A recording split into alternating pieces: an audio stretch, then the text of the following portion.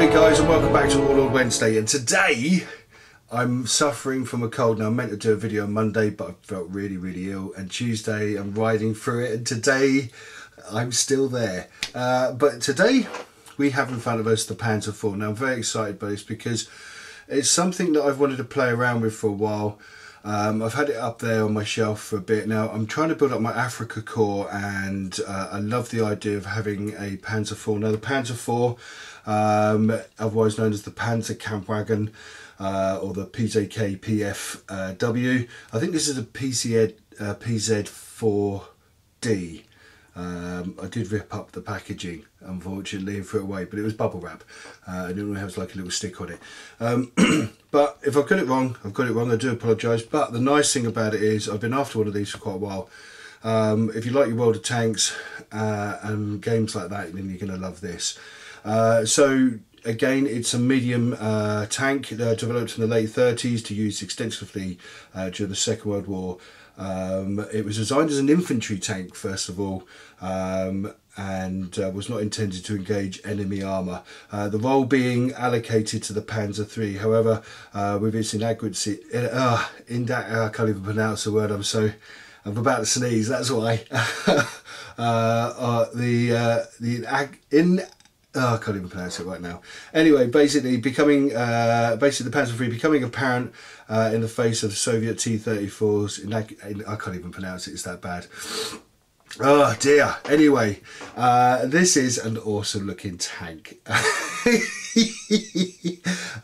It was mostly widely manufactured and deployed as a German tank in the Second World War, but it also saw action in 1948 in the Arabian-Israeli War and the Six-Day War as well, which is kind of weird. You don't really think about like what happens to a tank after the war's finished. Obviously they get sold on and moved to different countries because there's an abundance laying around, and of course with the treaties when the war finished and Germany had to demilitarise itself, obviously you've got all this ordnance laying around, and obviously it's got to go somewhere, so other countries are going to buy it. Okay, so let's take a closer look.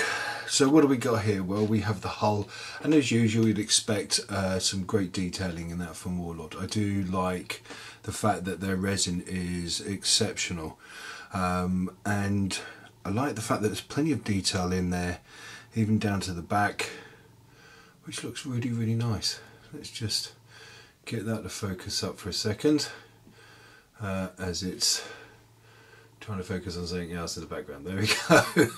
Okay, so kind of like that. That looks kind of cool. There's lots of detail in the main hull itself, and we have driver's compartment and gunner, so we have the two hatches that fit into those. Then we have the main turret where the tank commander sits. Again, lots of detail, really put together really well. And I've got to say, I do admire the way they build their stuff. It's not since doing this World War II that sort of I've ventured into the Warlord realm of model making and gaming, and I've got to say I've thoroughly enjoyed it so far. Then we have our two tracks. Again, really detailed, lots going on in there, and along the top as well. And we have our turret, with the machine gun cast into it. Now obviously it's a white metal turret, and I imagine it goes that way, or it could go that way. We'll find out when we put it together. I think it's that way. But all in all, it's an exceptional piece. We have our mud guards just there.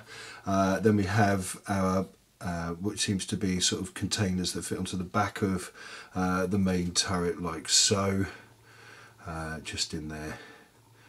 I should imagine. Was it the other way around? No, it's definitely just in there. That fits into there like so.